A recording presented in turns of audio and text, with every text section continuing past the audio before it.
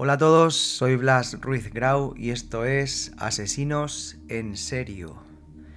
Sin más, paso a empezar con el podcast. Esto al final los que lo están escuchando de seguido no lo saben, pero bueno, la semana pasada otra vez no pude grabar un episodio por temas de mucha carga personal, mucha carga laboral.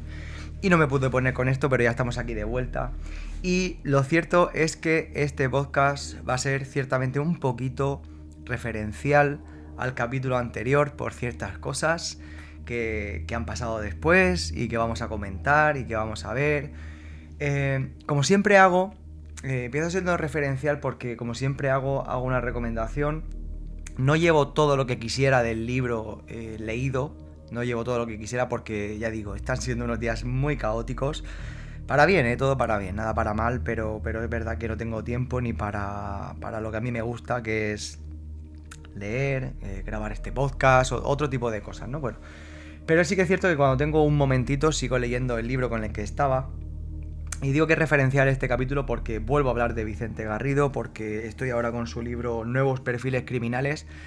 Y aunque es un poquito denso para el público general, digámoslo así, sí que para los que ya estamos familiarizados con el mundo de la psicopatía, de la criminología, de los asesinos en serie, es una verdadera joya y una obra de arte absoluta e integral. Es decir, para los que queráis mandanga de la buena, os recomiendo Nuevos Perfiles Criminales de Vicente Garrido. Un libro del cual estoy aprendiendo muchísimo. No dejo de aprender nunca con este hombre. Cuando ya crees que sabes mucho sobre psicópatas, psicopatías, criminales, asesinos en serie, todo eso, de repente llega Vicente y después de haberte leído 4 libros suyos, vuelve a darte otra lección más de sus conocimientos y de lo que realmente puedes llegar a aprender si prestas un poquito de atención. Cómo estoy yo intentando hacer con él cada vez que tengo algo suyo en manos o de alguna otra manera. Así que sin duda os recomiendo el libro Nuevos Perfiles Criminales, editorial Ariel, de Vicente Garrido, el maestro criminólogo español. Ahora vuelvo a ser referencial porque esto no lo suelo hacer mucho, pero sí que es cierto que voy a volver atrás al capítulo anterior en el cual os hablaba de Joaquín Ferrándiz, del asesino del Círculo, el asesino en serie de Castellón, que mató a 5 mujeres, ya cuento todo en el capítulo anterior. Pero tiene, iba a decir tiene gracia, no tiene gracia ninguna, evidentemente, pero quiero decir que es curioso, eso sí, voy a permitirme esa palabra, es curioso porque al poco de publicar el podcast, vosotros, que estáis muy al loro de todo. Yo no puedo estar tan al loro de todo como me gustaría, como os he comentado. Pero de repente me empiezan a llegar mensajes diciendo: joder, Blas, tío, acaba de salir tu podcast. Y creo que fue 2 o 3 días después salió la siguiente noticia. Os la leo literalmente. Tengo aquí 2 enlaces abiertos. Uno, el periódico La Vanguardia, y otro del periódico El Mundo, ¿vale? He abierto 2 al azar. Uno dice: la doble vida de Joaquín Ferrándiz, el cazador invisible de Castellón. Y digo, vaya, ¿por qué será que sale esta noticia ahora? Esta noticia está del 31 de octubre de 2025, ¿vale? Y luego tengo otra noticia que quizás entendáis un poquito más con lo que ha pasado, que es la del Mundo, que se enfoca sobre todo en la zona de Castellón, esta noticia. Y dice: suceso, el asesino en serie de Castellón, Joaquín Ferrándiz, vigilado, entre comillas, tras una orden de alejamiento por violencia de género en el País Vasco, ¿vale?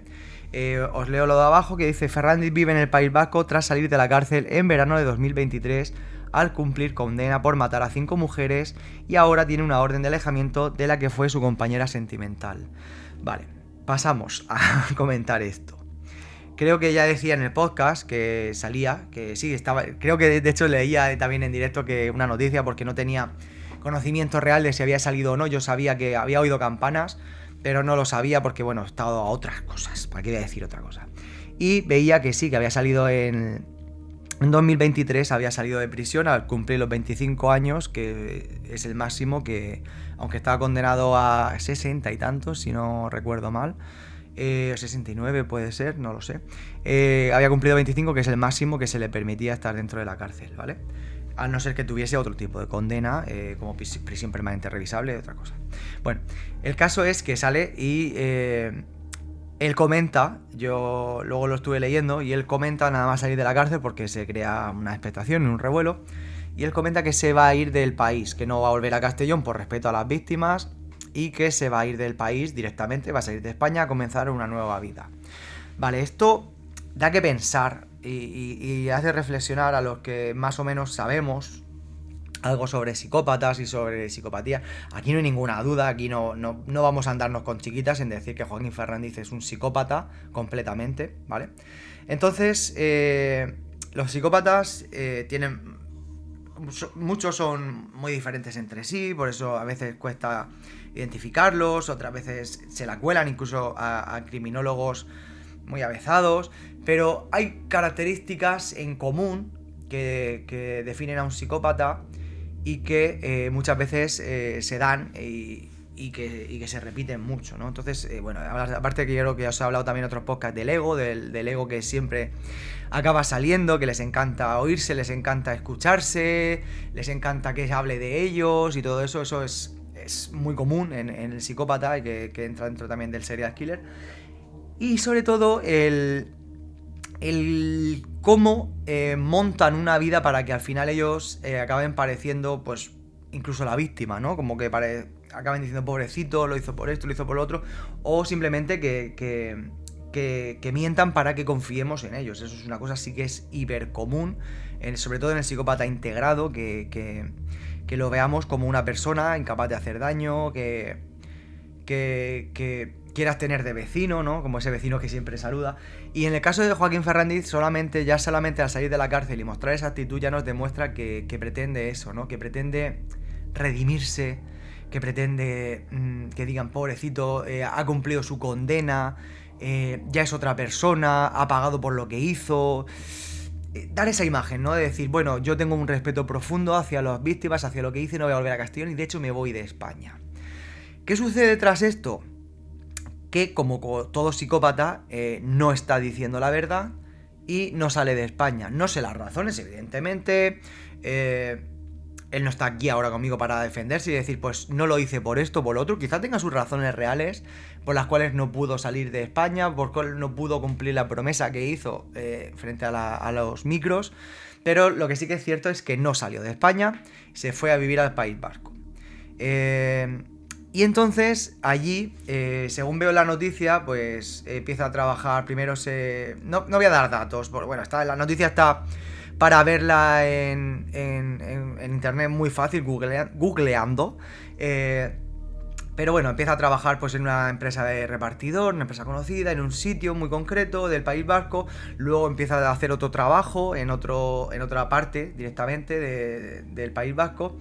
Pero allí al parecer ha vuelto a tener problemas. Ha vuelto a tener problemas de estar acosando a una mujer, de incluso de algo, de un episodio de violencia.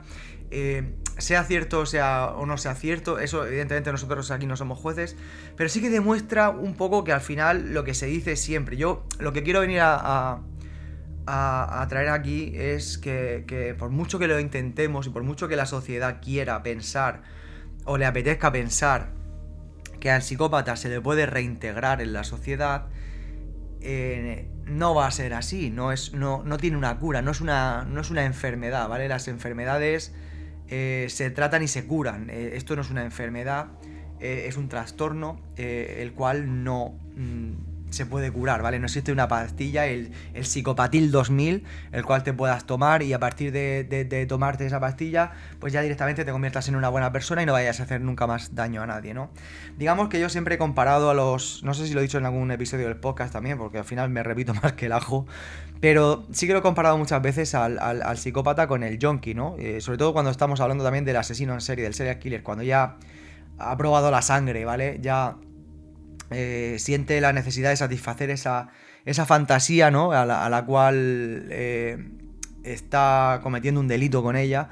y la cual él cree que le va a satisfacer y le va a dejar satisfecho una vez que la realiza, pero en realidad no, es como el drogadicto, que al final se crea una falsa sensación cuando se droga de que esto le trae la calma, pero que en realidad le está provocando, digamos, más necesidad. Pues en el caso del serial killer, del asesino en serie, del psicópata, es igual, es algo que va a sentir siempre. Muchas veces que un psicópata deje de hacer sus fechorías es producto del paso de los años y de la merma física, ni siquiera de que se vuelva más racional. No, es que eso no va a pasar, ¿vale? Entonces, yo no pongo en duda que Joaquín Fernández saliera con la intención de ser pues, otro tipo de persona, pero al final es un cazador. Él mismo se define como un cazador y la cabra tira al monte. Entonces ahora pues sí, por una parte te deja tranquilo saber que la policía lo está vigilando, que está encima de él, pero también me parece que no debería, sinceramente es una opinión mía,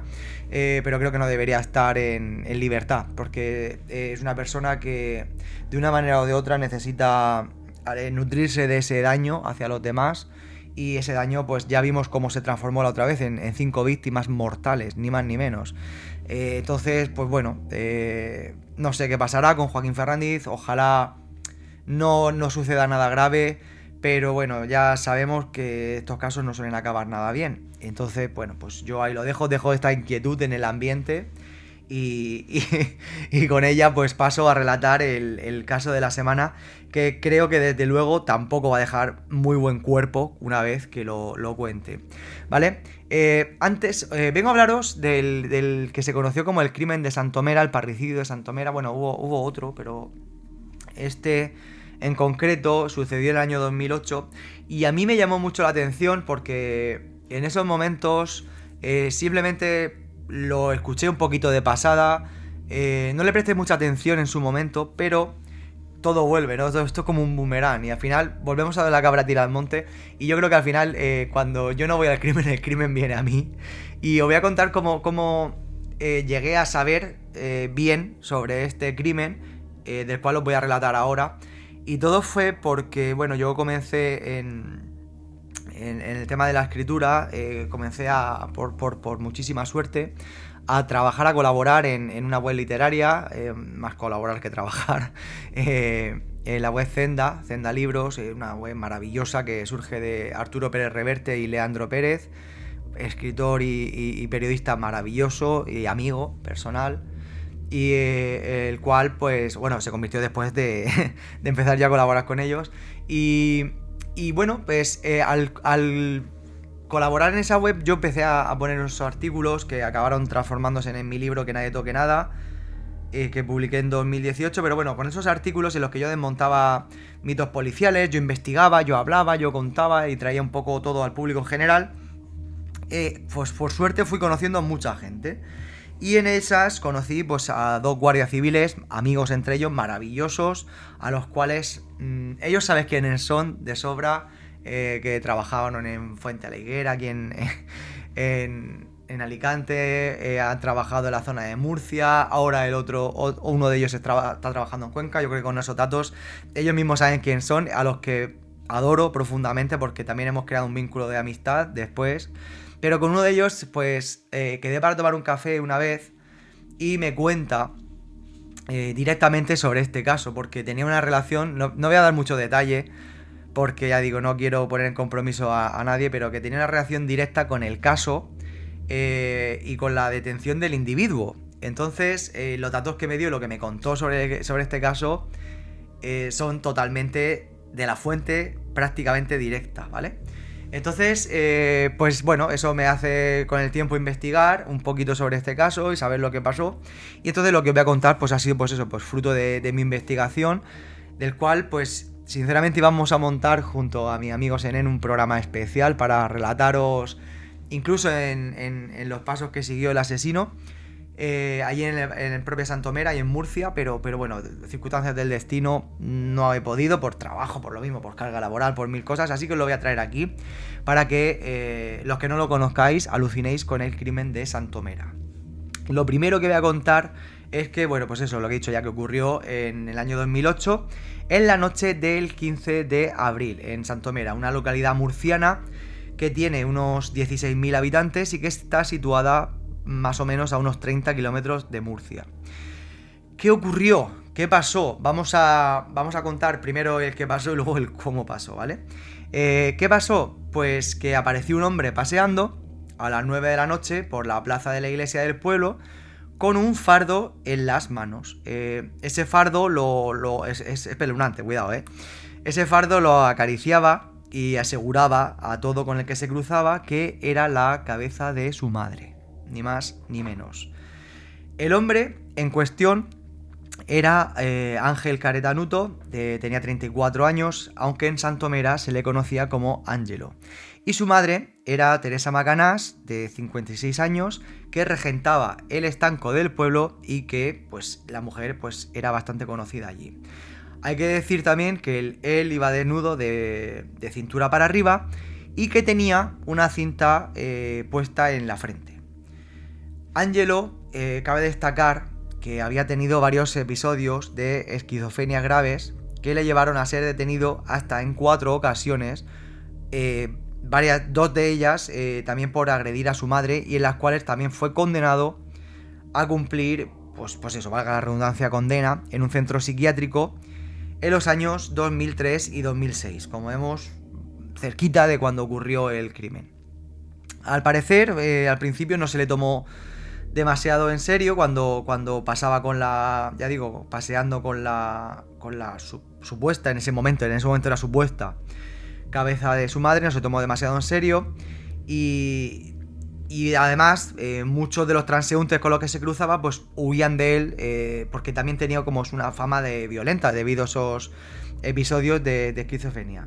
Pero un policía local, cuando Ángelo llegó a la plaza del ayuntamiento del pueblo, vio que no iba de broma y procedió a su detención.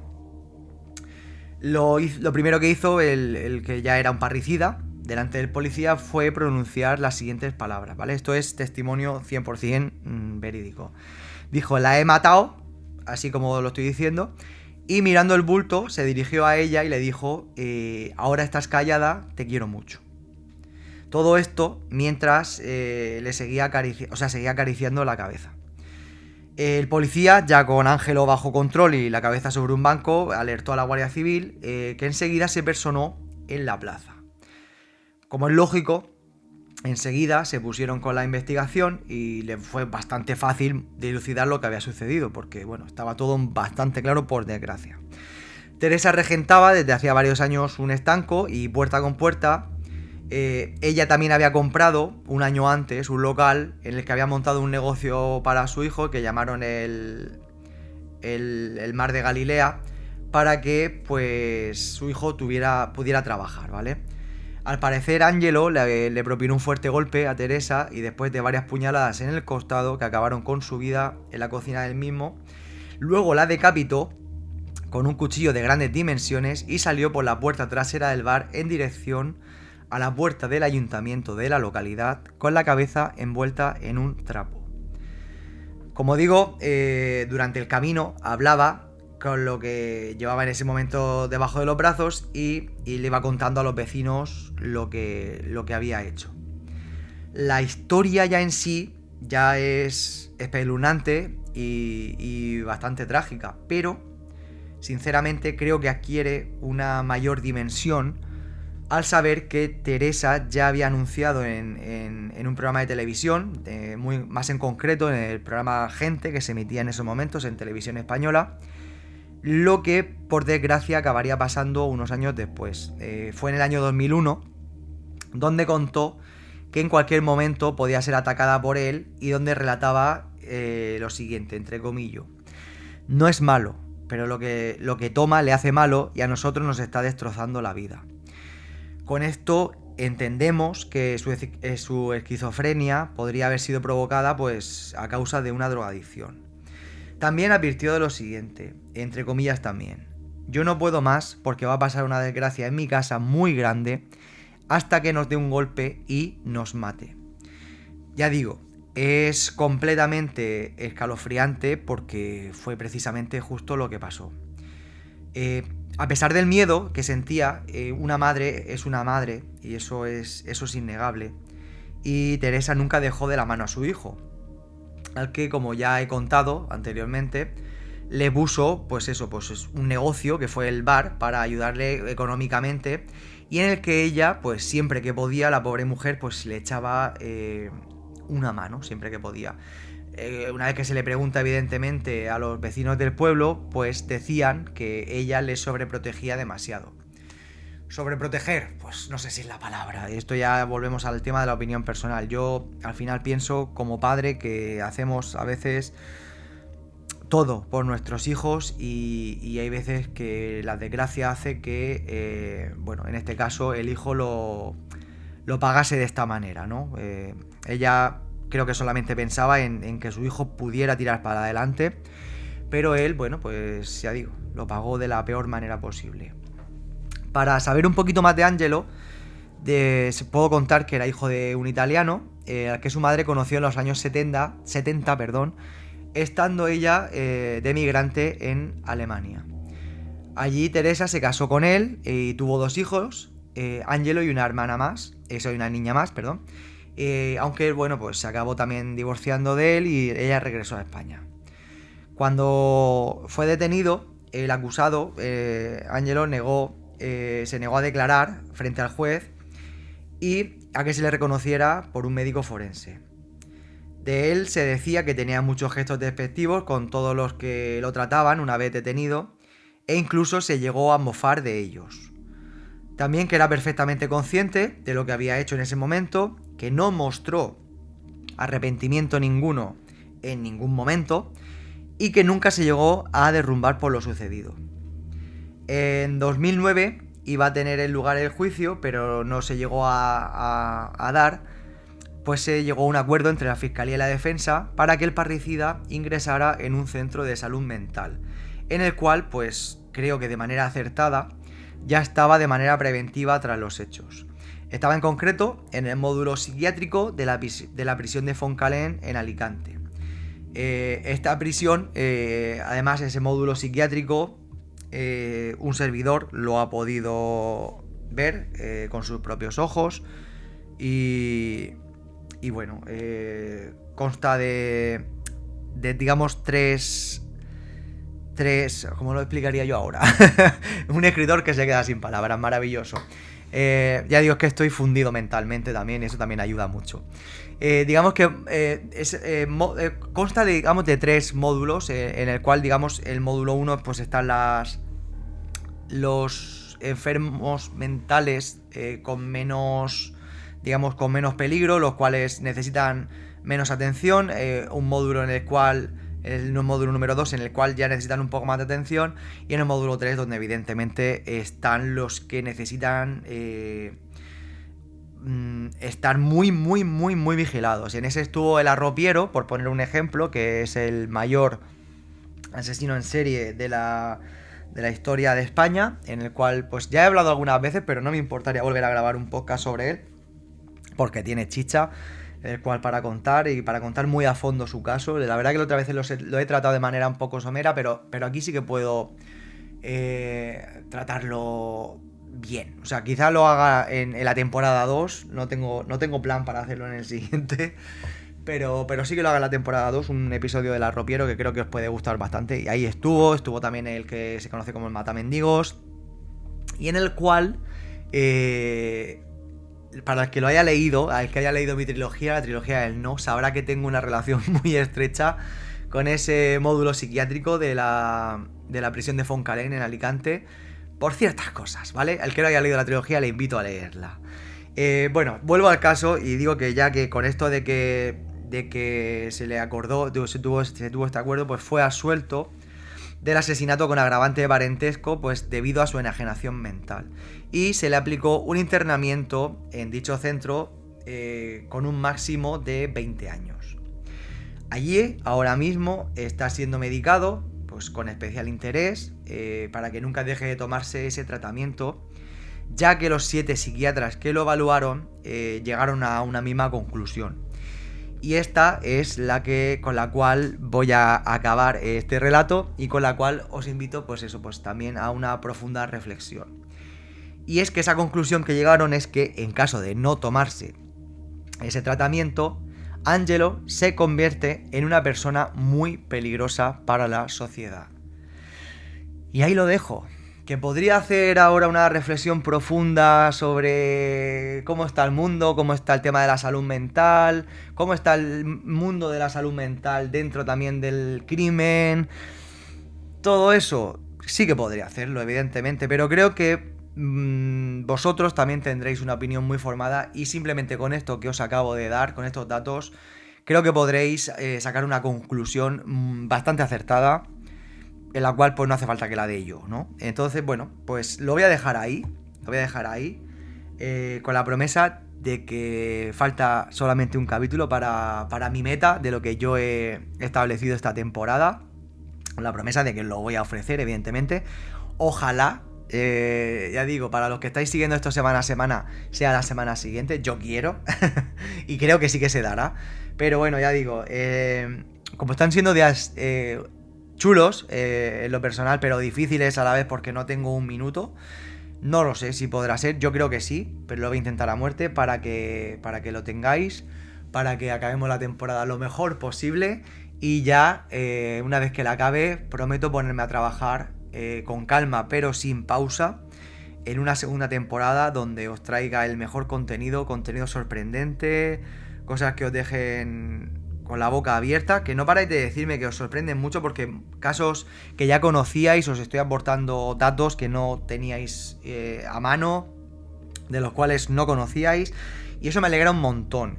Y sobre todo, ahora en este capítulo quisiera tener mandar un abrazo muy grande a una amiga, a mi mejor amiga, a la cual es prácticamente mi hermana, a Marta, porque, bueno, justo esta semana falleció su padre, al cual también quería con todo mi alma, a don Lorenzo, una persona a la que todos adorábamos, a todo el que lo conocía lo adoraba.